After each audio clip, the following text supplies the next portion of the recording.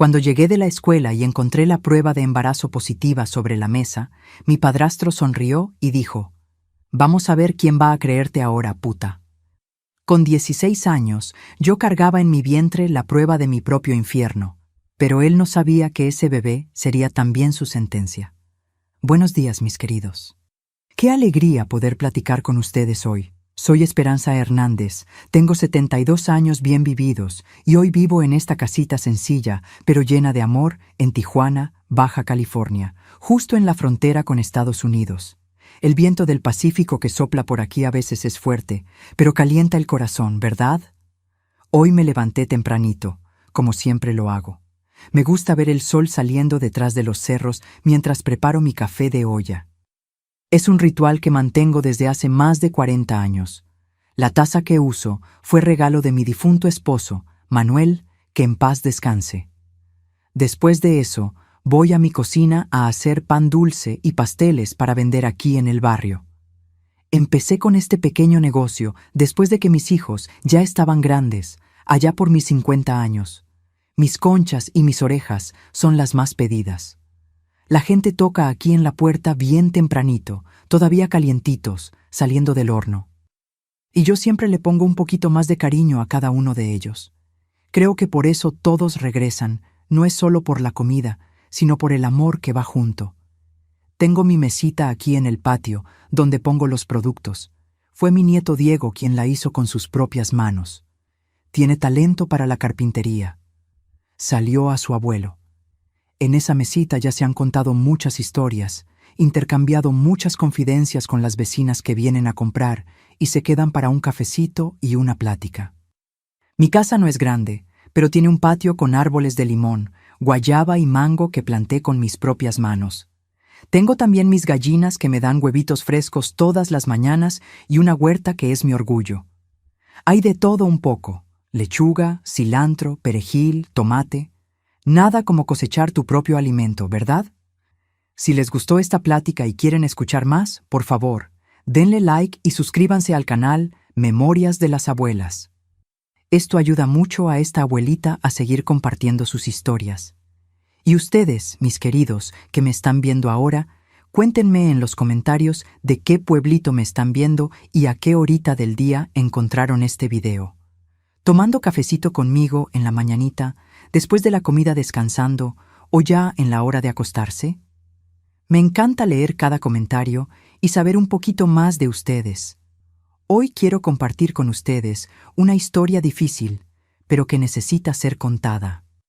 Una historia sobre cómo nuestra vida puede cambiar completamente cuando las personas que deberían protegernos hacen exactamente lo contrario.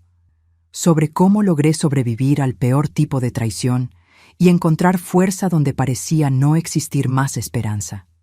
Es una historia que guardé dentro de mí por muchos años, como quien guarda una herida que nunca cicatriza completamente. Pero también es una historia de superación y de cómo la verdad, aunque parezca imposible, encuentra su camino hacia la luz. Nací en San Miguel de Allende, Guanajuato, en 1953. Era un lugar donde todos se conocían. Las puertas quedaban sin llave y los niños podían jugar en la calle sin preocupación. Mi papá, José Hernández, era herrero, hombre fuerte, de manos callosas, pero de corazón suave como pan recién hecho. Mi mamá, Rosa María Flores, era maestra en la única escuela del pueblo. Una mujer bonita, de cabello negro y largo, que todos respetaban por su educación e inteligencia. Nuestra casa estaba en una calle empedrada, una construcción sencilla de adobe pintada de azul claro, con un portal al frente donde mi papá puso una banca hecha por él mismo. Teníamos un patio grande con árboles frutales, granada, tejocote, durazno y un gallinero que era mi responsabilidad desde los 6 años. Éramos 4 hermanos, yo, la mayor, después venían Pedro, Carmen y el más chiquito, Miguel. Crecimos juntos, peleando y haciendo las paces, como todos los hermanos, pero siempre unidos cuando se necesitaba. Por la mañana, me despertaba con el olor del café que mi mamá hacía en el fogón de leña y el ruido del yunque de mi papá, que empezaba a trabajar cuando todavía estaba oscuro.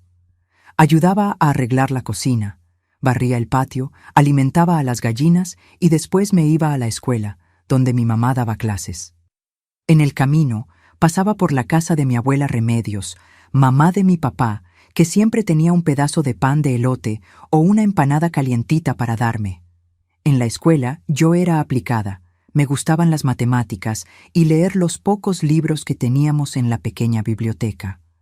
Por las tardes, después de clases, jugábamos a las escondidas, a la roña, y hacíamos tortitas de lodo en la orilla del arroyo que pasaba cerca de la casa. Mi mejor amiga era Lupita, hija del boticario del pueblo.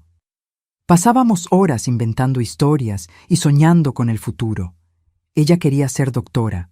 Yo soñaba con ser maestra como mi mamá. Los domingos íbamos todos a misa en la iglesia de la Plaza Central. Después las familias se reunían para la tradicional carnita asada. Los hombres asaban la carne, las mujeres preparaban el guacamole y las salsas, y nosotros, los niños, corríamos por el pasto, jugando a la rueda de San Miguel y cantando Naranja Dulce.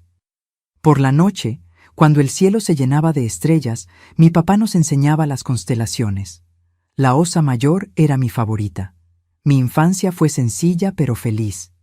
No teníamos mucho dinero, pero nunca nos faltó comida en la mesa o amor en casa. Mi papá, aunque cansado del trabajo pesado, siempre encontraba tiempo para contarnos historias antes de dormir. Historias de la Llorona, del Charro Negro, del Nahual, las leyendas que formaban parte de la cultura mexicana y que nos llenaban de miedo sabroso y fantasía. Pero nuestra vida cambió completamente cuando yo tenía 11 años. Mi papá empezó a sentir dolores fuertes en el pecho. Al principio lo disimulaba, decía que no era nada. Seguía trabajando en la herrería, forjando herraduras y arreglando herramientas para los rancheros de la región. Hasta que un día, mientras martillaba un pedazo de metal caliente, cayó al suelo del taller. Fue Pedro quien lo encontró y corrió a buscar ayuda.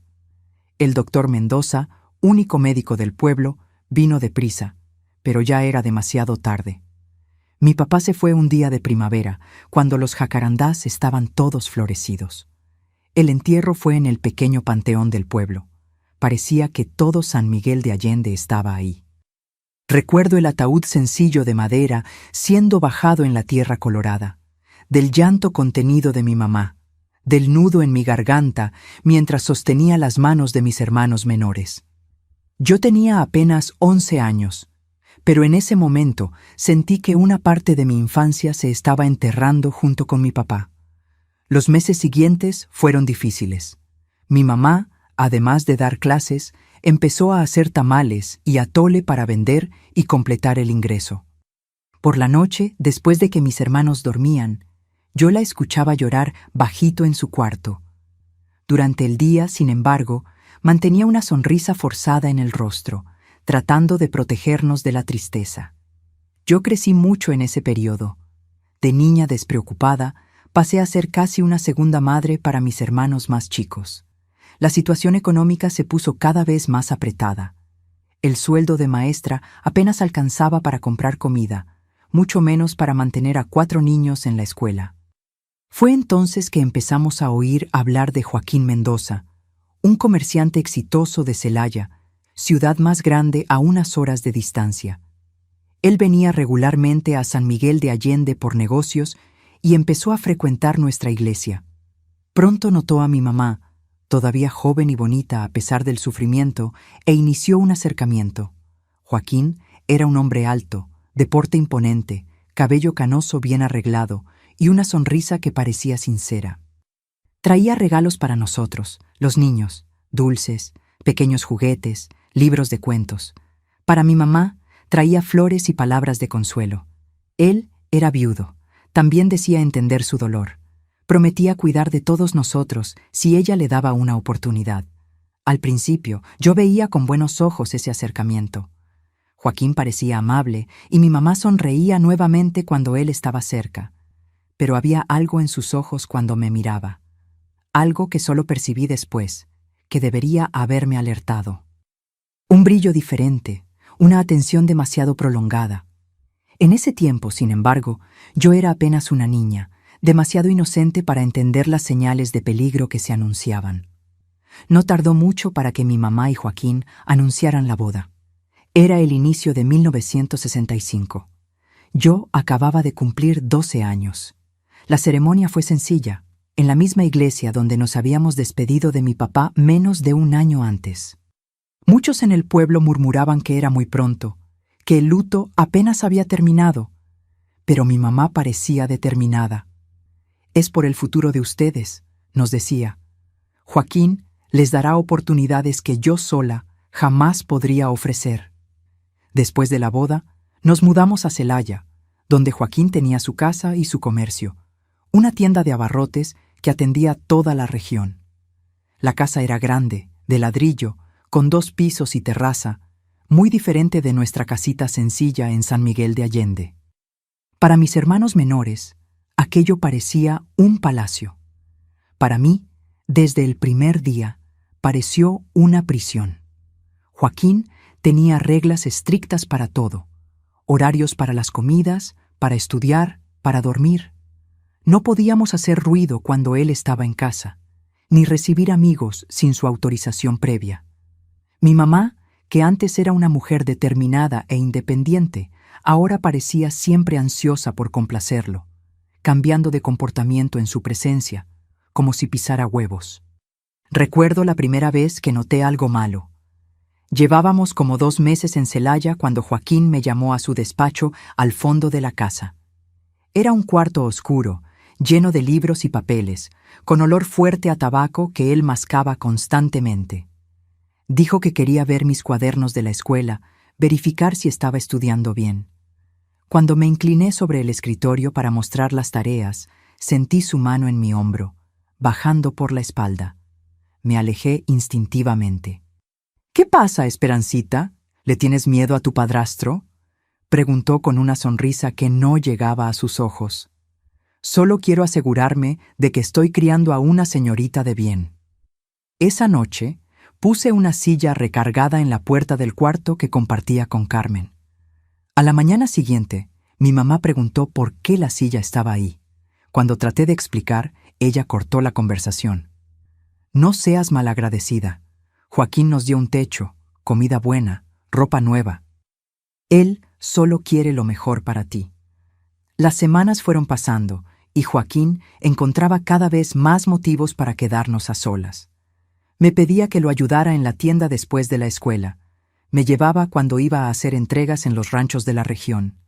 «Esperanza tiene madera para los negocios», le decía a mi mamá, que sonreía orgullosa sin darse cuenta de lo que realmente pasaba cuando estábamos lejos de sus ojos. No eran solo toques, eran miradas, comentarios sobre cómo me estaba poniendo señorita, preguntas sobre si ya tenía algún noviecito.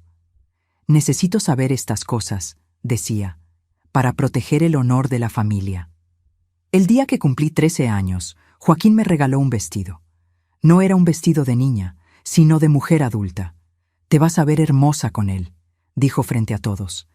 «Quiero que lo uses el domingo para ir a misa». Cuando llegó el domingo, me negué a usar el vestido. Dije que era muy ajustado, que me sentía incómoda. Fue la primera vez que vi a Joaquín verdaderamente furioso. No gritó, y eso lo hacía todavía más aterrador. Habló bajo, entre dientes, que yo estaba siendo malagradecida y desobediente, que si no aprendía a respetarlo, habría consecuencias. «Y no solo para ti», añadió, mirando significativamente a mis hermanos menores. La amenaza era clara. Usé el vestido. En la iglesia sentí las miradas de la gente, los murmullos. Doña Soledad, una señora que había sido amiga de mi abuela, me jaló a un rincón después de misa. «Ese vestido no es apropiado para una niña de tu edad», dijo con gentileza. «¿Tu mamá permitió esto?». No tuve valor de responder. Joaquín apareció en ese momento.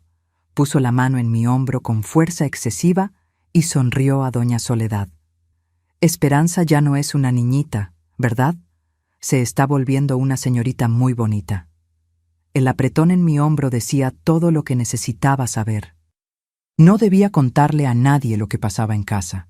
Cuando llegamos a casa ese día, mi mamá comentó que tal vez el vestido fuera realmente un poco adulto para mí. Fue la única vez que la vi cuestionar algo que Joaquín hacía. Él no respondió en el momento, pero esa noche escuché la discusión a través de la pared delgada. Él acusaba a mi mamá de no confiar en él, de cuestionar su autoridad frente a los hijos. Ella lloró, pidió disculpas. Al día siguiente, tenía una marca morada en el brazo que trató de esconder con la manga larga, a pesar del calor. En la escuela, me volví cada vez más callada. Mis calificaciones, antes excelentes, empezaron a bajar. La maestra Esperanza me llamó después de clase un día para preguntar si todo estaba bien en casa. Empecé a llorar, pero no pude contar.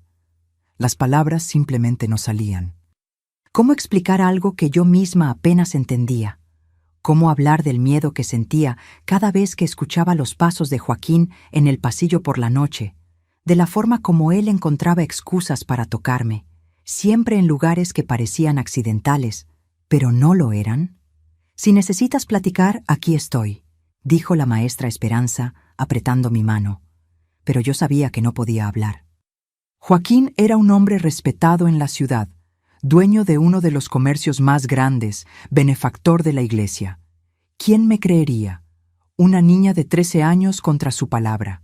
A medida que fui creciendo, las miradas y toques de Joaquín se volvieron más atrevidos. A los 14 años, empecé a desarrollar estrategias para evitarlo. Salía más temprano para la escuela y regresaba lo más tarde posible, frecuentemente yendo a la biblioteca municipal para estudiar. En casa nunca me quedaba sola en un cuarto. Dormía con un palo debajo de la almohada. Una noche, cuando yo tenía 15 años, desperté con la puerta del cuarto abriéndose lentamente. La silueta de Joaquín apareció contra la luz débil del pasillo. Fingí que seguía dormida, pero agarré fuerte el palo. Se acercó a mi cama. Se quedó parado ahí por un tiempo que pareció eterno, solo observando. Entonces, extendió la mano hacia mi cara. Fue cuando me senté de repente, el palo en la mano. «¿Qué está haciendo en mi cuarto?», pregunté con la voz más firme que pude reunir. Él retrocedió, sorprendido por mi reacción. «Solo vine a verificar si tú y tu hermana estaban durmiendo bien», respondió con naturalidad ensayada. «Una casa grande como esta, nunca se sabe qué puede pasar por la noche». «Estamos bien», respondí sin bajar el palo. «Puede salirse ahora». Se fue, pero no sin antes lanzar una mirada que dejaba claro su mensaje. Aquello no había terminado. Al día siguiente, durante el desayuno, Joaquín anunció que había decidido que yo ya no necesitaba ir a la escuela. «Esperanza ya sabe leer y escribir lo suficiente», declaró para mi mamá. «Una señorita de su edad necesita aprender a cuidar una casa, a ser una buena esposa en el futuro». Mi mamá dudó. Pero a ella siempre le gustó tanto estudiar. Sueña con ser maestra como yo era. «¿Y de qué te sirvió ser maestra?», respondió con desprecio. «Si no fuera por mí, tú y tus hijos estarían pasando hambre ahora. Esperanza necesita aprender cosas prácticas. Va a trabajar en la tienda conmigo, aprender el negocio». En ese momento, miré a mi mamá con súplica en los ojos. Era mi última esperanza. Si ella me defendiera, si insistiera, tal vez podría continuar en la escuela, lejos de él durante algunas horas al día. Pero ella solo bajó los ojos al plato y murmuró: «Si tú crees que es mejor así, Joaquín». Fue como si una puerta se cerrara para siempre. Entendí en ese instante que estaba sola. Mi mamá, por miedo o por dependencia, había elegido su lado. No podía contar con ella para protegerme. A partir de ese día, empecé a trabajar en la tienda. Joaquín me ponía a atender a los clientes, siempre bajo su supervisión. «Una muchacha bonita como tú atrae clientela», decía. Pero lo que yo percibía eran las miradas de los hombres que frecuentaban el lugar, alentados por comentarios sutiles que Joaquín hacía sobre mí. «¿No es que mi hijastrita se está poniendo guapa? Ya tiene hasta pretendientes mirándola». Por la noche, cuando cerrábamos la tienda, él siempre encontraba alguna excusa para quedarnos solos, haciendo caja u organizando mercancías. Fue en una de esas noches, cuando yo había recién cumplido 16 años, que pasó lo que más temía. El recuerdo todavía me hace temblar. La tienda estaba vacía. Mi mamá había ido a visitar a una comadre con mis hermanos. Vamos a revisar el inventario en la bodega, dijo. Traté de argumentar que ya era tarde, que necesitaba preparar la cena. Cualquier excusa. Él insistió, agarrando mi brazo con fuerza. No me hagas repetir, Esperanza. La bodega estaba al fondo, un lugar sin ventanas, con estantes altos llenos de mercancías. Cuando entré, él cerró con llave la puerta detrás de nosotros. ¿Sabes, Esperanza? Empezó acercándose. Ya hace tiempo que vengo notando cómo me miras. Yo no lo miro de ninguna manera, respondí retrocediendo hasta sentir la pared fría en mi espalda. No mientas, dijo ya muy cerca. Las muchachas de tu edad tienen curiosidades, es natural. Y como tu padrastro, es mi obligación enseñarte ciertas cosas. Lo que pasó después todavía es una mancha oscura en mi memoria. Recuerdo los gritos ahogados por su mano sobre mi boca, el olor a tabaco mezclado con tequila, el dolor punzante, la sensación de que algo dentro de mí se había roto para siempre. Cuando finalmente terminó, se arregló la ropa como si nada hubiera pasado y dijo con la misma voz controlada de siempre: «Esto queda entre nosotros. Nadie te creería de todas formas». En las semanas que siguieron, viví en un estado de aturdimiento, como si mi espíritu se hubiera separado del cuerpo para soportar lo que pasaba. La bodega de la tienda se volvió mi infierno particular. Joaquín siempre encontraba una excusa para llevarme ahí. «Necesitamos organizar los estantes», decía frente a los demás. Llegó mercancía nueva para revisar. Durante el día me movía como un fantasma por la casa y por la tienda. Por la noche lavaba mi cuerpo con fuerza, hasta que la piel quedaba roja, en un intento inútil de librarme de esa sensación de suciedad que no se quitaba. Adelgacé. Mis ojos perdieron el brillo. Mi rostro joven ganó una expresión de cansancio que no combinaba con mis 16 años. Mi mamá notó el cambio. «¿Estás enferma, Esperanza?», preguntó una vez, con genuina preocupación en los ojos. Por un breve momento pensé en contarle todo. Las palabras estaban en la punta de la lengua, listas para saltar como un grito de socorro. Pero entonces vi a Joaquín parado en la puerta de la cocina, observando nuestra conversación con esos ojos fríos que me helaban el alma. «No es nada, mamá», respondí bajito, «solo no dormí bien». ¿Cómo podría contarle? Ella dependía completamente de Joaquín, económica y emocionalmente, y estaban mis hermanos para considerar. Pedro con 14 años, Carmen con 12 y el pequeño Miguel con apenas 10. ¿Qué sería de ellos si nuestra familia se derrumbara? Peor aún, ¿y si nadie me creía? Joaquín era un hombre respetado en la ciudad, benefactor de la iglesia, comerciante próspero. Yo era solo una niña. Recuerdo una tarde en que doña Consuelo, esposa del farmacéutico, vino a la tienda. Era una señora amable, de ojos observadores. Mientras Joaquín pesaba azúcar para ella, sus ojos se fijaron en mí, notando la forma como me encogía cada vez que él se acercaba. «Esperanza querida», dijo cuando él se alejó para buscar algo. «¿Está todo bien contigo? Si necesitas platicar». Sentí mi corazón acelerar. Alguien había notado, alguien se preocupaba, pero antes de que pudiera responder, Joaquín estaba de vuelta, colocándose entre nosotras con una sonrisa que no llegaba a los ojos. «Esperanza anda un poco indispuesta», dijo, la mano pesada en mi hombro.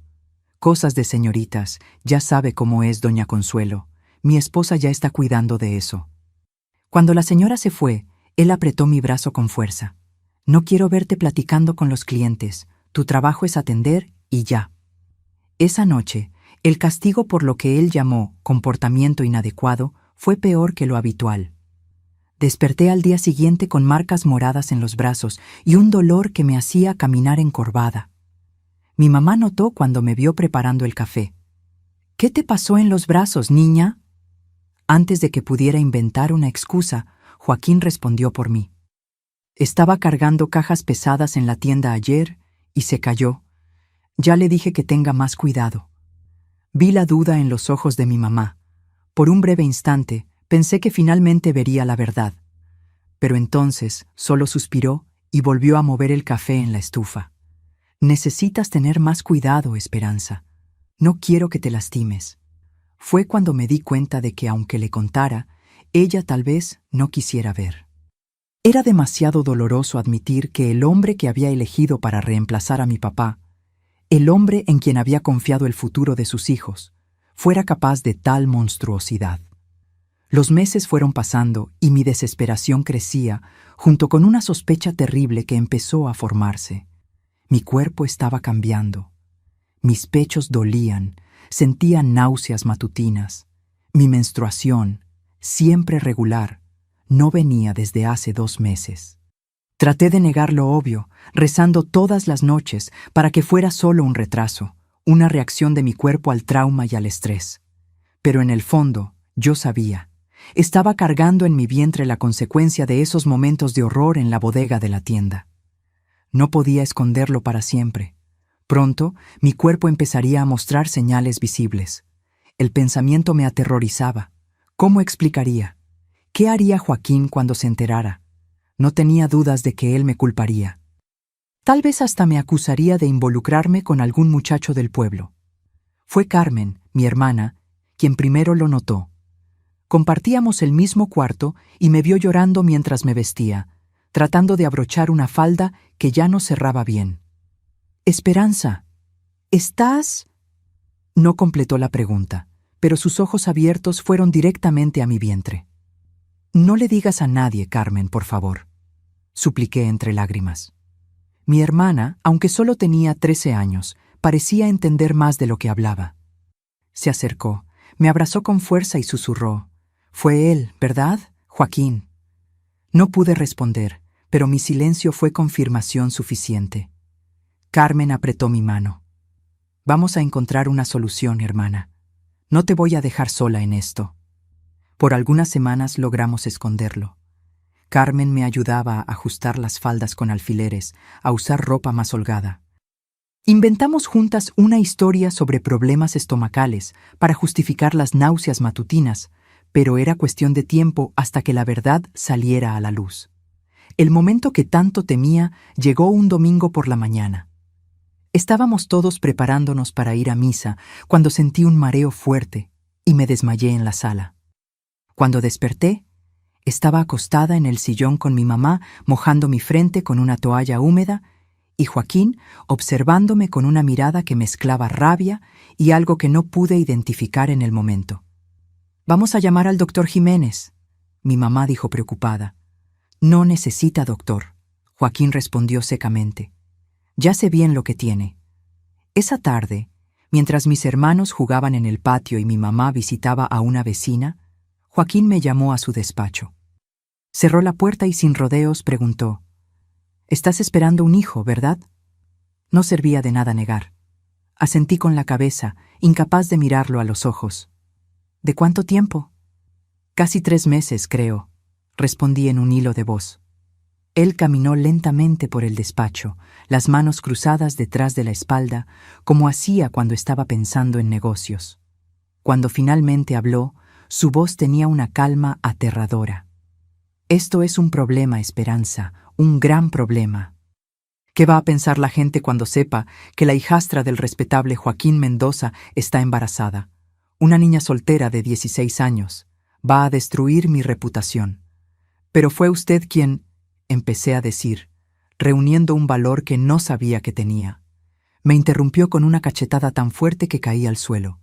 «Nunca más repitas eso», gritó, perdiendo completamente la compostura. «Nunca, me oíste bien». Encogida en el rincón, protegiendo instintivamente mi vientre con las manos, lloraba en silencio. Él se recompuso, se arregló la camisa y continuó como si nada hubiera pasado. «Vamos a tener que lidiar con esto de la mejor forma posible. Primero, tu mamá necesita saber». «Por favor, no», imploré. «Vas a ver hoy mismo, pero vas a ver la historia que yo le cuente». Esa noche, Joaquín reunió a toda la familia en la sala. Con semblante grave, anunció que había descubierto algo terrible. Miró a mi mamá con falsa decepción en los ojos y dijo: «Rosa María, nuestra Esperanza está esperando un hijo». Vi el shock en el rostro de mi mamá, la confusión en los ojos de mis hermanos. Antes de que cualquiera pudiera decir algo, Joaquín continuó, cada palabra como una puñalada en mi corazón. Te lo advertí sobre ella. Ahora vamos a tener que descubrir quién es el padre de esto. Mi mamá me miró, los ojos llenos de preguntas y acusaciones. Esperanza, ¿es verdad?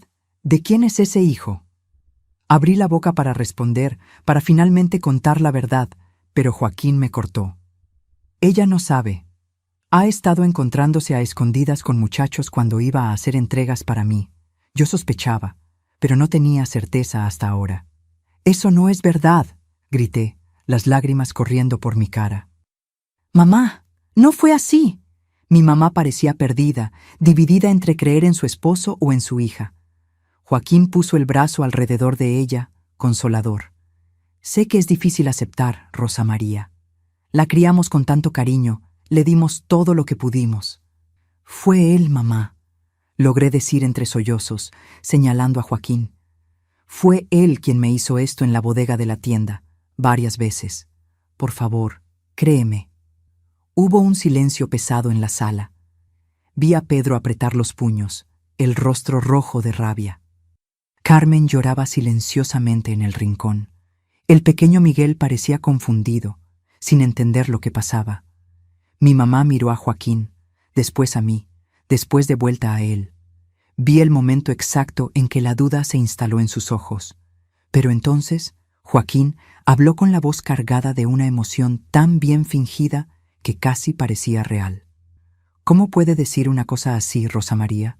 Yo, que traté a sus hijos como si fueran míos, que les di un techo, comida, educación. Ahora ella trata de acusarme para esconder su propia vergüenza». Y entonces la frase que rompió mi corazón en 1000 pedazos. Mi mamá volteándose hacia mí con los ojos duros. «¿Cómo puedes inventar una mentira así, Esperanza, después de todo lo que Joaquín ha hecho por nosotros?» En ese momento entendí que estaba completamente sola.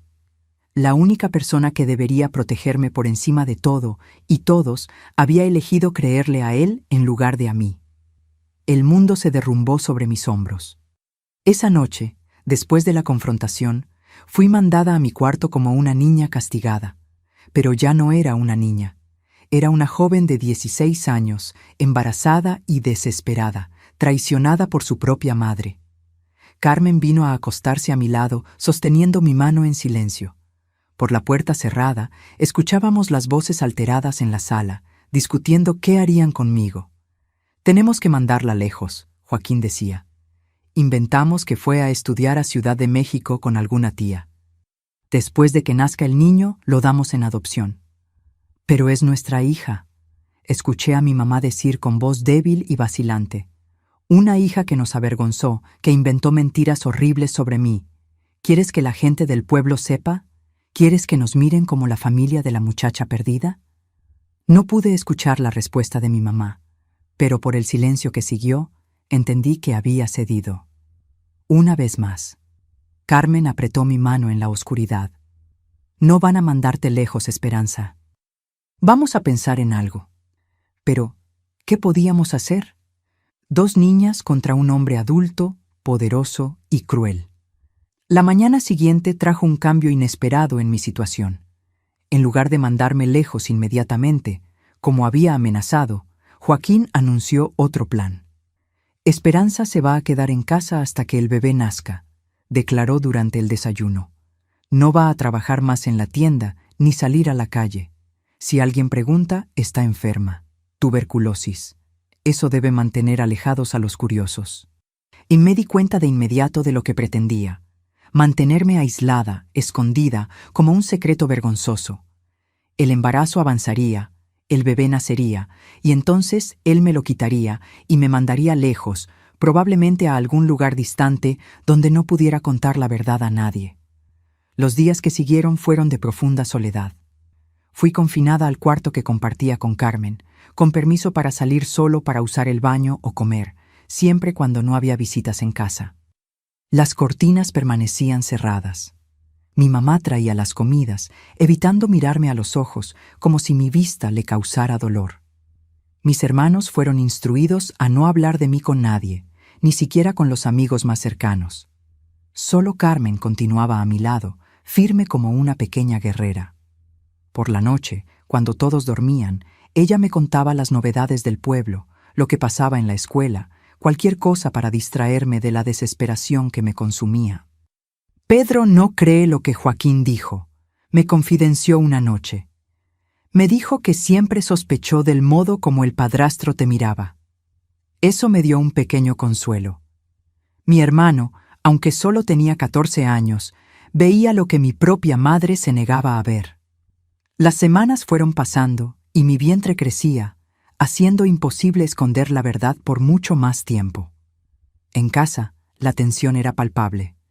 Joaquín raramente me dirigía la palabra, pero cuando nuestros caminos se cruzaban, sus ojos comunicaban una amenaza silenciosa.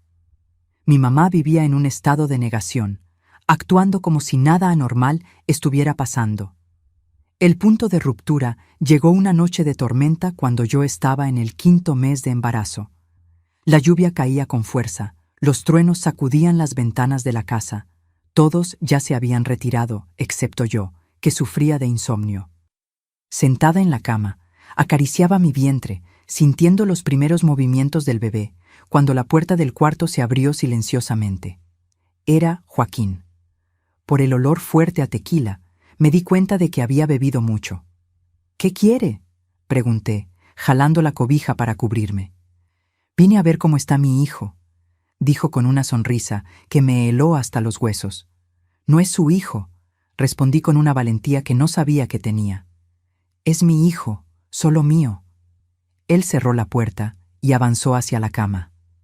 «No me desafíes, Esperanza.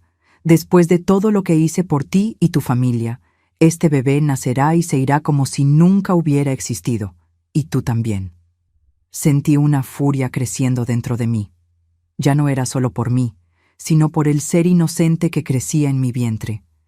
«Usted puede engañar a mi mamá, puede engañar al pueblo entero, pero sabe lo que pasó, y yo también sé. Un día todos van a descubrir la verdad». Él rió, una risa baja y cruel. «¿Y quién te va a creer? La muchacha problemática que inventó mentiras sobre el padrastro bondadoso para encubrir su propia vergüenza. Tengo pruebas», mentí en un impulso desesperado. Eso borró la sonrisa de su cara. «¿Qué pruebas?». Mi mente trabajaba frenéticamente, tratando de sostener la mentira. «Escribí todo en un diario. Fechas, horas, todo lo que usted hizo está escondido donde nunca lo va a encontrar». Vi el pánico cruzar sus ojos por un instante, luego reemplazado por la rabia. Agarró mi brazo con fuerza. «¿Me vas a entregar ese diario ahora mismo o juro que...». No llegó a completar la amenaza. La puerta del cuarto se abrió de repente y Pedro estaba ahí sosteniendo una lámpara de petróleo. «Suelte a mi hermana», dijo con una voz que trataba de ser firme a pesar del temblor. Joaquín soltó mi brazo y se volteó hacia él, recuperando la compostura. «Regresa a tu cama, muchacho. Solo estoy platicando con tu hermana». «Escuché todo», Pedro respondió. No era una plática, era una amenaza. Por un momento tenso, los tres permanecimos inmóviles. El único sonido era la lluvia fuerte afuera y los truenos ocasionales. Entonces, Joaquín dio un paso hacia Pedro. «No escuchaste nada, ¿entendiste? Nada. Y si dices algo a alguien, te vas a arrepentir». Mi hermano, aunque era solo un adolescente frente a un hombre adulto, no retrocedió. «No le tengo miedo», dijo, y había verdad en sus palabras. Joaquín miró de Pedro a mí, después de vuelta a él. Finalmente salió del cuarto, empujando a mi hermano al pasar. Cuando quedamos solos, Pedro vino hasta mí y se sentó en la orilla de la cama. «Es verdad, ¿no? Lo que le dijiste a mamá. Fue él». Asentí, las lágrimas escurriendo por mi cara. «Pero ella no me creyó, Pedro. Nadie cree». «Yo te creo», dijo, sosteniendo mi mano. «Y vamos a probarlo». Esa noche, entre susurros, mientras la tormenta rugía afuera, Pedro y yo empezamos a trazar un plan. No sería fácil y sería arriesgado, pero era nuestra única esperanza. A la mañana siguiente, la casa parecía extrañamente tranquila. Joaquín salió temprano para la tienda, sin mirar a nadie. Mi mamá preparó el café en silencio, como si la escena de la noche anterior no hubiera pasado, pero algo había cambiado dentro de mí. La confrontación con Joaquín, la mentira sobre el diario, el apoyo inesperado de Pedro, todo eso había encendido una chispa de esperanza y determinación que pensé haber perdido. Cuando Carmen vino al cuarto más tarde ese día, le conté a ella y a Pedro el plan que había empezado a formar durante la noche insomne. Necesitamos pruebas, expliqué. Pruebas que ni siquiera mamá pueda negar. ¿Qué tipo de pruebas?, Carmen preguntó. El tipo que la ciencia puede dar, respondí acariciando mi vientre. Una prueba de sangre que pueda indicar quién es el padre de mi bebé. Mis hermanos me miraron con una mezcla de admiración y miedo. Lo que yo proponía era audaz, tal vez hasta peligroso, pero era nuestra única oportunidad. ¿Cómo vamos a conseguir eso?, Pedro cuestionó. Necesitamos algo con su ADN para que la prueba funcione. Un cabello, un cepillo de dientes, cualquier cosa. Y necesitamos encontrar a alguien que pueda ayudarnos a hacer el examen sin que él sepa. Conozco a alguien, Carmen dijo de repente. La hija de doña Consuelo, ¿recuerdas? Se graduó de enfermería y trabaja en el hospital de Querétaro. Siempre fue amable conmigo. Tal vez pueda ayudarnos. Fue así que esa tarde, mientras yo permanecía confinada en el cuarto, Carmen y Pedro empezaron a poner nuestro plan en acción. Carmen iría a la farmacia con la excusa de comprar una medicina para dolor de cabeza y trataría de hablar con doña Consuelo sobre su hija. Pedro sería responsable de conseguir la muestra de Joaquín. Pasaron 2 días hasta que Pedro consiguiera lo que necesitábamos. Entró a mi cuarto jadeando, sosteniendo un sobre pequeño. Lo conseguí, dijo triunfante. Cabellos de su cepillo y esto. Abrió el sobre y mostró una colilla de cigarro. Joaquín fumaba un tabaco específico que mascaba y después enrollaba en papel para fumar. ¿Estás seguro de que es de él? Absolutamente. Lo vi fumar y tirar en el patio. Esperé a que entrara y lo agarré con un pañuelo, sin tocar directamente. Sentí un apretón en el pecho, una mezcla de orgullo y preocupación. Mi hermano menor estaba arriesgando mucho por mí. Pedro, si él descubre, no va a descubrir, y aunque descubra, no importa. Lo que importa es probar la verdad. Esa noche, Carmen volvió con noticias. Había logrado hablar con María Elena, la hija de doña Consuelo, que estaba en Celaya visitando a su mamá. Le contó nuestra situación, no todos los detalles, pero lo suficiente para que entendiera la gravedad. María Elena, conmovida, había aceptado ayudarnos. Dijo que puede enviar las muestras a un laboratorio en Ciudad de México, Carmen explicó. Es caro, pero ella conoce a alguien allá que puede hacer por menos. Solo necesitamos una muestra tuya también, Esperanza. Con manos temblorosas, arranqué algunos cabellos de mi cabeza y los puse junto con los de Joaquín en el sobre. Ese pequeño paquete contenía nuestra esperanza de liberación. Al día siguiente, Carmen entregó el sobre a María Elena, que prometió enviar las muestras a Ciudad de México lo más rápido posible. Ahora, todo lo que podíamos hacer era esperar. Las semanas que siguieron fueron las más largas de mi vida. Cada día parecía arrastrarse. Cada ruido en la casa me sobresaltaba, temiendo que Joaquín hubiera descubierto nuestro plan. Mi vientre continuaba creciendo, así como mi ansiedad. ¿Y si la prueba no probaba nada? ¿Y si, aún con pruebas, nadie nos creyera? Por la noche, acostada en la cama, mientras sentía a mi bebé moverse, yo le susurraba promesas. Vamos a salir de aquí, mi amor. Vamos a encontrar un lugar seguro para nosotros dos, lejos de él, te lo prometo. Fue una tarde lluviosa, casi un mes después, que Pedro entró corriendo a mi cuarto, cerrando la puerta rápidamente detrás de él.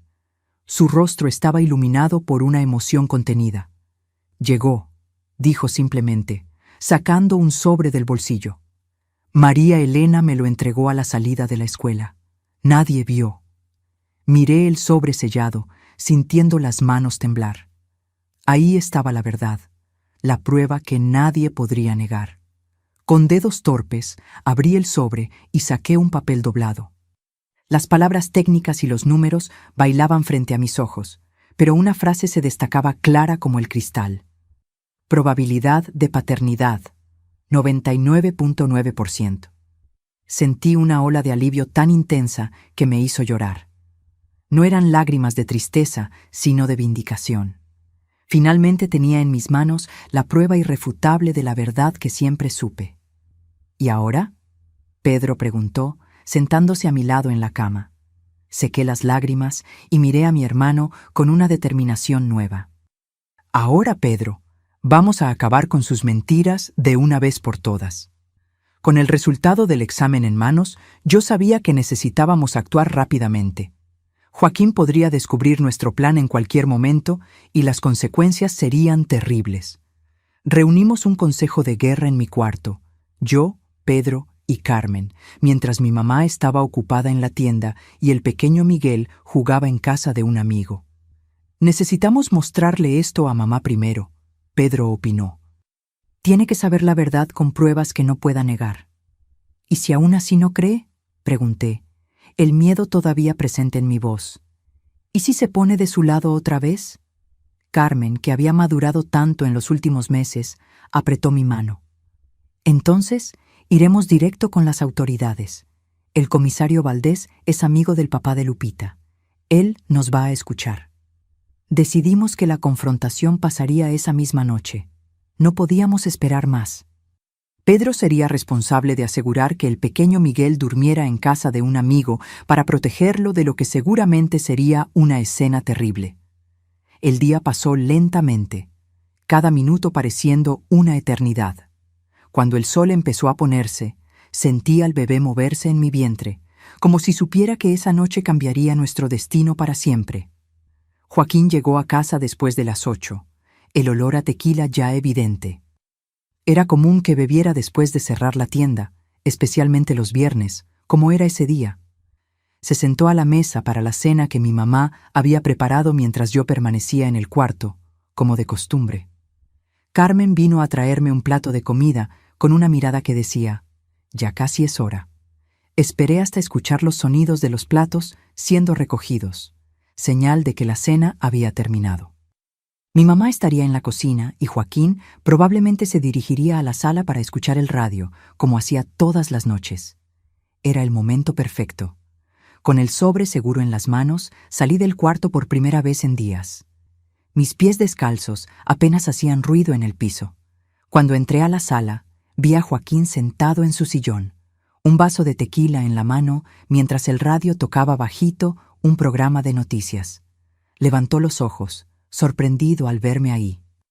«¿Qué estás haciendo fuera del cuarto?», preguntó con tono amenazador, incluso en la pregunta simple.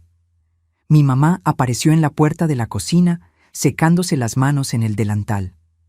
«Esperanza, ¿algún problema?». Sentí mi corazón acelerar, pero sabía que no podía retroceder ahora. Pedro y Carmen aparecieron silenciosamente detrás de mí como guardias protectores. «Necesitamos platicar», dije con voz más firme de lo que imaginé que sería. «Todos nosotros». Joaquín se levantó, poniendo el vaso en la mesa lateral. «Regresa a tu cuarto, Esperanza. No hay nada de qué platicar». «Sí hay», respondí avanzando un paso, «sobre el padre de mi hijo». Vi el pánico cruzar rápidamente sus ojos antes de que recuperara la compostura. «Ya sabemos que no quieres decir quién es. No hay más de qué hablar sobre eso». «Ahora sí quiero decir», repliqué. «De hecho, no necesito ni decir. Puedo probar». Mi mamá miró confundida de mí a Joaquín. «¿De qué está hablando?». Antes de que él pudiera responder, levanté el sobre. «Tengo aquí el resultado de un examen de sangre, un examen que prueba con 99.9% de certeza quién es el padre de mi bebé». El silencio que siguió fue absoluto. Hasta el radio parecía haber bajado de volumen. Joaquín dio un paso hacia mí, pero Pedro se puso entre nosotros. «No se acerque a ella», mi hermano dijo con voz temblorosa pero determinada.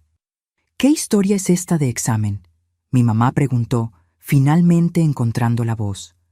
¿Cómo conseguirías hacer un examen estando encerrada en el cuarto? Nosotros la ayudamos, Carmen respondió, dando un paso al frente. Conseguimos muestras, las mandamos a un laboratorio en Ciudad de México. El resultado llegó hoy. Joaquín rió, pero era una risa nerviosa, sin humor. Esto es ridículo, un absurdo. Ustedes no saben de lo que están hablando. Sí sabemos, respondí, abriendo el sobre con manos temblorosas. Y ahora todos van a saber. Saqué el papel del sobre y se lo entregué a mi mamá, que lo tomó con vacilación. Sus ojos recorrieron el documento sin entender los términos técnicos. Compatibilidad sanguínea confirmada. Factores hereditarios coinciden. No hay exclusión de paternidad posible. Leí en voz alta para que no hubiera duda. La doctora Elena del laboratorio en Ciudad de México escribió que con los tipos sanguíneos raros que tanto Joaquín como yo tenemos, la probabilidad de que otra persona sea el padre es extremadamente remota. El hombre que llamas esposo, que debería ser un padre para nosotros, abusó de mí durante meses en la bodega de la tienda. Este bebé que cargo es hijo de él. La prueba está en tu mano.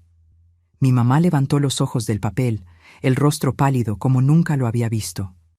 «Esto no puede ser verdad», murmuró, más para sí misma que para cualquiera de nosotros. «No puede ser». Joaquín avanzó, arrancando el papel de las manos de ella. «Esto es una falsificación, una mentira descarada. Ellos inventaron esto para destruirme». «¿Por qué haríamos eso?», Pedro cuestionó. «¿Por qué Esperanza pasaría por todo esto? ¿Por qué inventaría una historia así? Porque está desequilibrada. Siempre fue una muchacha problemática que inventó esta locura para esconder su propia vergüenza. Entonces, ¿por qué el examen dice que usted es el padre?», Carmen preguntó, su voz infantil contrastando con la gravedad de la pregunta. Joaquín arrugó el papel y lo tiró al suelo. «Esto no significa nada. Cualquiera puede falsificar un papel de estos». Fue entonces que noté algo cambiando en el rostro de mi mamá. La confusión inicial daba lugar a una expresión que nunca había visto antes, una mezcla de horror y comprensión, como si piezas de un rompecabezas finalmente se encajaran. Las noches en que Joaquín insistía para que me quedara en la tienda después del horario. Las marcas inexplicadas en mi cuerpo, mi silencio creciente, mi miedo, todo lo que ella había elegido no ver. «¿Es verdad, no?», preguntó bajito, mirando directamente a Joaquín. «Todo lo que ella dijo es verdad». No era una pregunta, era una constatación. Joaquín percibió el cambio. También vio que estaba perdiendo el control de la situación. Su rostro se contorció en una máscara de furia. «¿Vas a creer en esta mentirosa después de todo lo que hice por ti, por esta familia? Responde la pregunta», mi mamá insistió, su voz ganando fuerza. «¿Es verdad?». Él miró a cada uno de nosotros.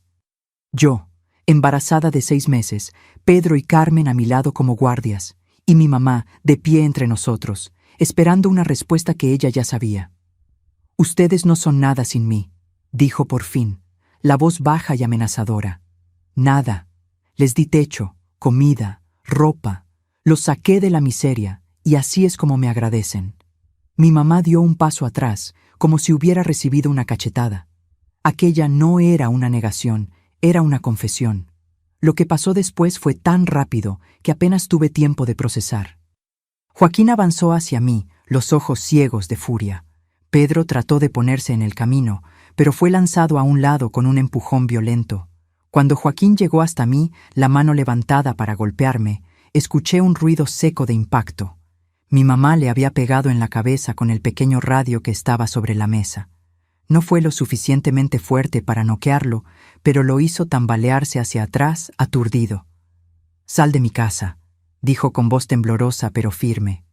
«Ahora». Joaquín se recuperó del golpe, mirándola con incredulidad. «¿Tu casa?».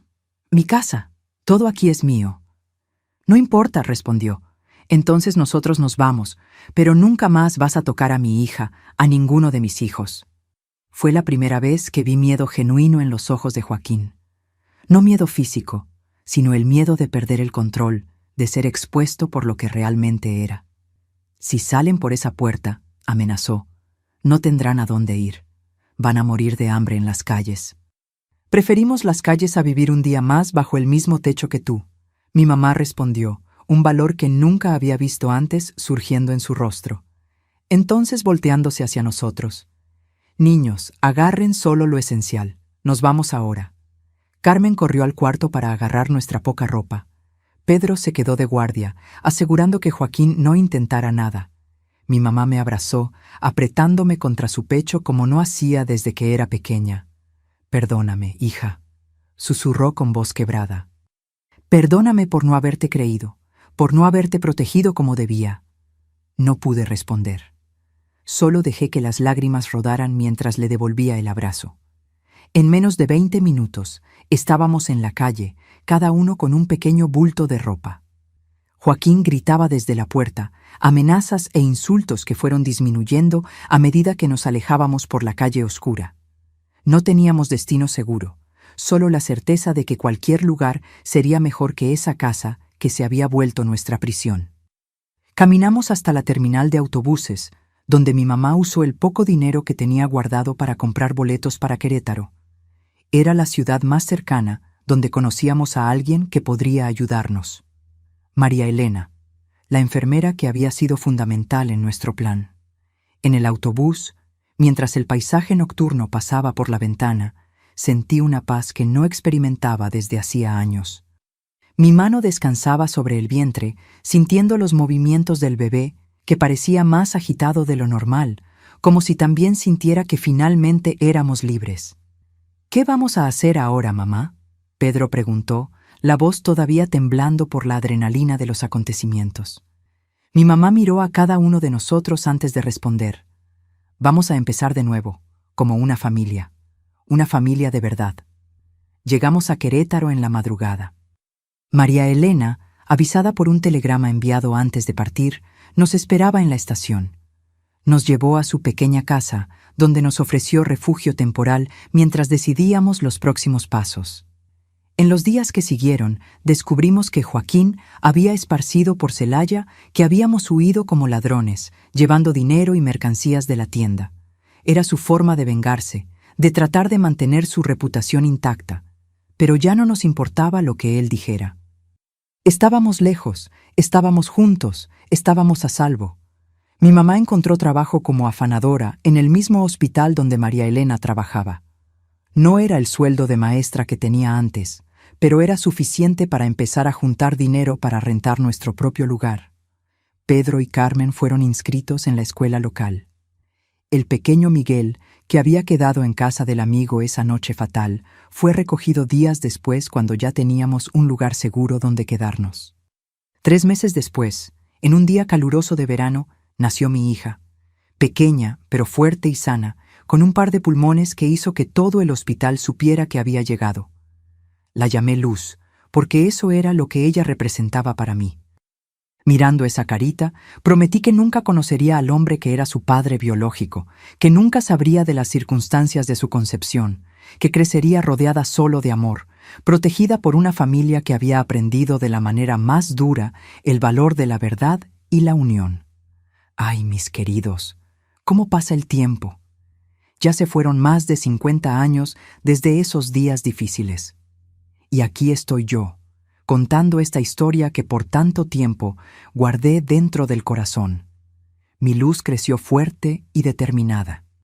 Hoy es psicóloga y trabaja ayudando a mujeres que pasaron por situaciones similares a la mía. Tiene 2 hijos maravillosos, mis nietos, Arturo y Sofía, que son la luz de mis ojos. Después de esa noche en que dejamos Celaya atrás, nunca más regresamos.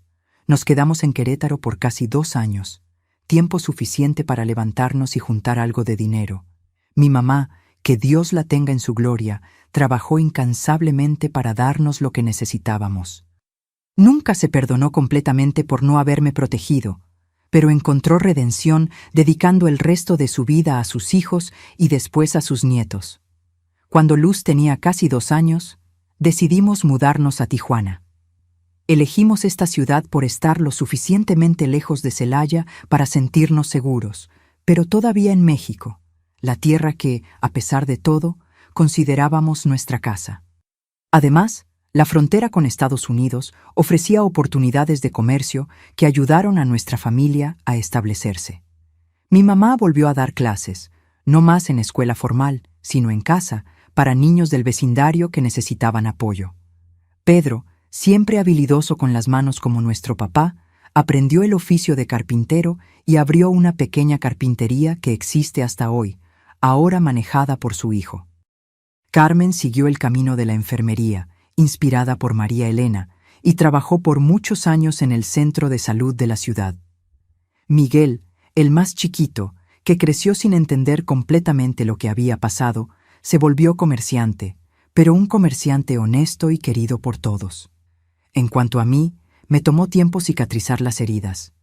Ser mamá tan joven en las circunstancias en que lo fui no era fácil, pero cada sonrisa de mi Luz era como un bálsamo que curaba un poquito más mi corazón roto. Terminé mis estudios por la noche, mientras mi mamá cuidaba a la pequeña. Y fue en la escuela nocturna donde conocí a Manuel, el hombre que se volvería mi esposo y el verdadero padre de mi hija. Manuel era viudo, algunos años mayor que yo, y trabajaba como albañil. Un hombre sencillo, de pocas palabras, pero de un corazón enorme. Él conocía mi historia. En un pueblo chico como Tijuana, en esos tiempos, los rumores viajaban rápido, pero al contrario de lo que yo temía, eso no lo alejó. Al contrario, él decía que admiraba mi fuerza y valentía. Nos casamos cuando Luz tenía 5 años. Fue una ceremonia sencilla en el registro civil del pueblo, seguida de una comida en el patio de nuestra casa. Recuerdo el olor a carne asada en el aire, de las flores que Carmen había arreglado en todos los rincones, de la música que tocaba en el radio viejo. Recuerdo sobre todo la sensación de paz, de finalmente haber encontrado un puerto seguro después de tanta tormenta. Manuel adoptó a Luz como hija, dándole su apellido y su amor incondicional. Nunca tuvimos otros hijos. Complicaciones en el parto de Luz hicieron eso imposible, pero él nunca se quejó. «Ya tenemos nuestra princesita», decía mientras la levantaba en el aire, haciéndola reír hasta no poder más. Nuestra vida en Tijuana fue sencilla, pero buena. Vivíamos en una casa pequeña que Manuel construyó con sus propias manos cerca del mar, donde los niños podían pescar y nadar en los días calurosos de verano. Teníamos una huerta que nos daba casi todas las verduras que necesitábamos y algunas gallinas que nos daban huevos frescos todas las mañanas. Cuando Luz cumplió 18 años y se fue a Ciudad de México a estudiar en la universidad, sentí como si un pedazo de mi corazón se fuera con ella.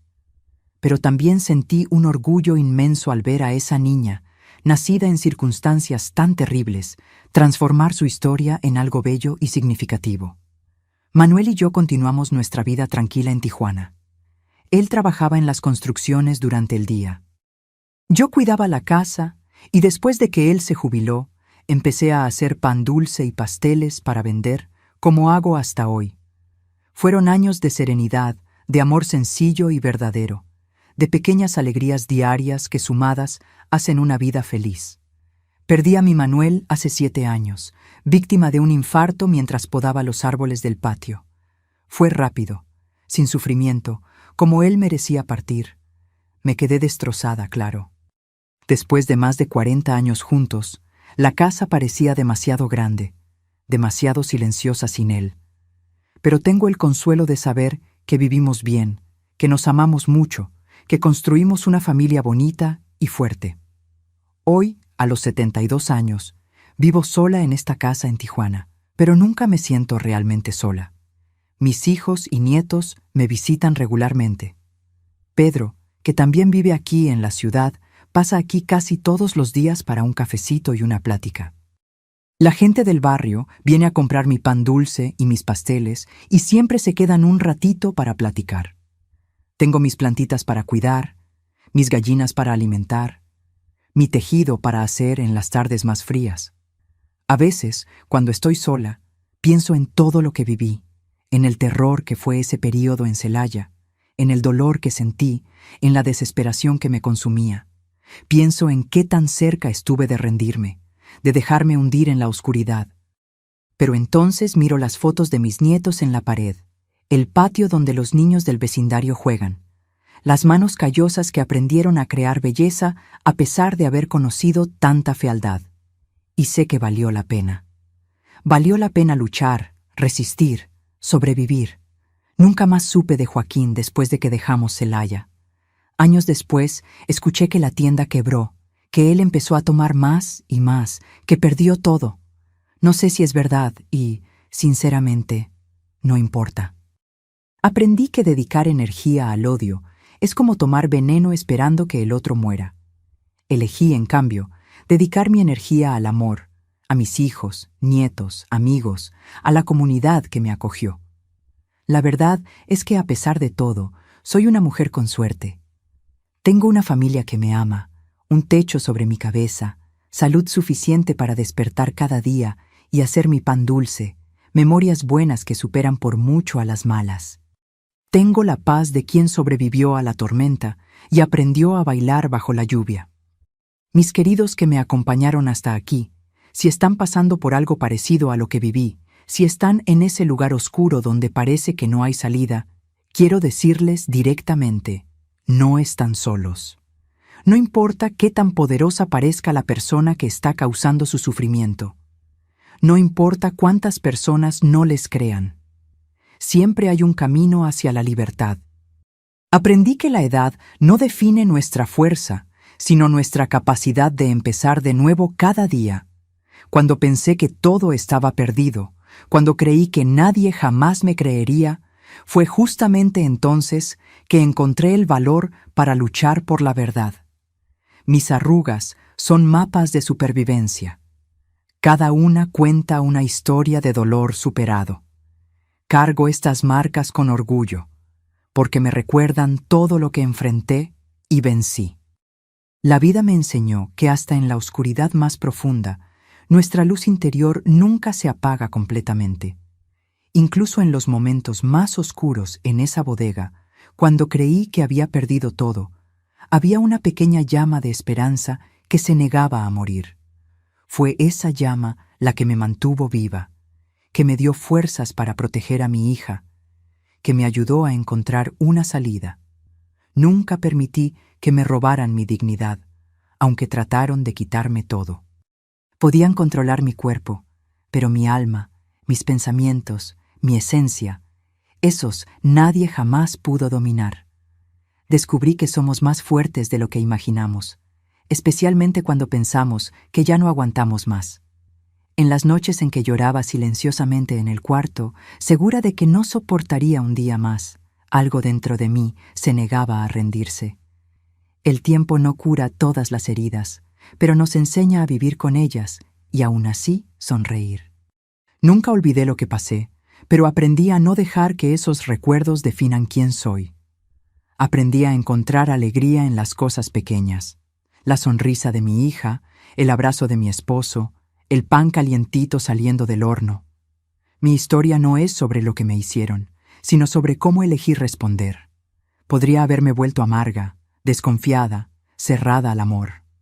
En cambio, elegí abrir mi corazón, confiar de nuevo, construir una vida basada en el amor y no en el miedo. Si están sufriendo abuso, sea físico, emocional o psicológico, sepan que no lo merecen. Nadie lo merece. No importa lo que les digan, no importa cómo traten de justificarlo. El abuso nunca es culpa de la víctima y siempre hay una salida. Busquen ayuda. Puede ser un amigo, un familiar, un maestro, un vecino, alguien en quien confíen. Si la primera persona no les cree, intenten con otra y otra hasta encontrar a alguien que escuche. En cada país existen organizaciones dedicadas a ayudar a personas en situación de abuso. Busquen información sobre protección en su región. Guarden pruebas si pueden, un diario, mensajes, cualquier cosa que documente lo que está pasando. Fue un examen de sangre lo que me salvó, que probó la verdad cuando nadie quería creer. Y recuerden, no están solos. Hay más personas pasando por lo mismo que ustedes de lo que imaginan. Hay una comunidad entera de sobrevivientes lista para acoger y apoyar. La vergüenza no es suya. es de quien abusa. La edad me dio sabiduría para entender que nunca es tarde para empezar de nuevo. Yo tenía apenas 16 años cuando huí de Celaya con mi familia, embarazada y aterrorizada. Creí que mi vida había terminado antes de empezar de verdad, pero estaba equivocada. Tuve una vida plena, con amor, familia, trabajo, alegrías. Ustedes también pueden tenerla. Mi experiencia me enseñó que nuestra historia no termina en los capítulos dolorosos. Siempre hay páginas en blanco esperando ser escritas, esperando capítulos de redención, de alegría, de paz. Aprendí que sobrevivir es una forma de resistencia y vivir bien es la mejor venganza. Cada día feliz que viví después de esa pesadilla fue una victoria sobre quien trató de destruirme. La dignidad y el respeto son valores universales. No importa dónde estén, extiendan su mano, sean parte de la solución. Juntos, como una comunidad global, podemos hacer la diferencia. Y para ustedes, mis queridos espectadores, que acompañaron mi historia hasta aquí, les pido que se suscriban a este canal Memorias de las Abuelas y activen la campanita ahora mismo. Cada suscripción es como una mano extendida para otras personas que están sufriendo en silencio. Es una forma de decir: no estás solo, estamos escuchando, te creemos. Compartan este video inmediatamente con todas las personas que conocen. Nunca sabemos quién puede estar necesitando escuchar este mensaje en este momento exacto. Su compartición puede literalmente salvar vidas, puede dar valor a alguien que está al borde de la desesperación, puede ser esa pequeña luz que alguien necesita para encontrar su camino fuera de la oscuridad. Y dejen en los comentarios la palabra fuerza, para que yo sepa que vieron hasta el final y están listos para ser parte de esta cadena de apoyo y esperanza. Háganlo ahora. No esperen ni un minuto más. Su acción puede ser el primer paso en el camino de sanación de alguien. Desde el fondo de mi corazón, muchas gracias por escucharme. Que Dios los bendiga a ustedes y a sus familias. Y que ningún niño, ninguna mujer, ningún ser humano jamás tenga que pasar por lo que yo pasé.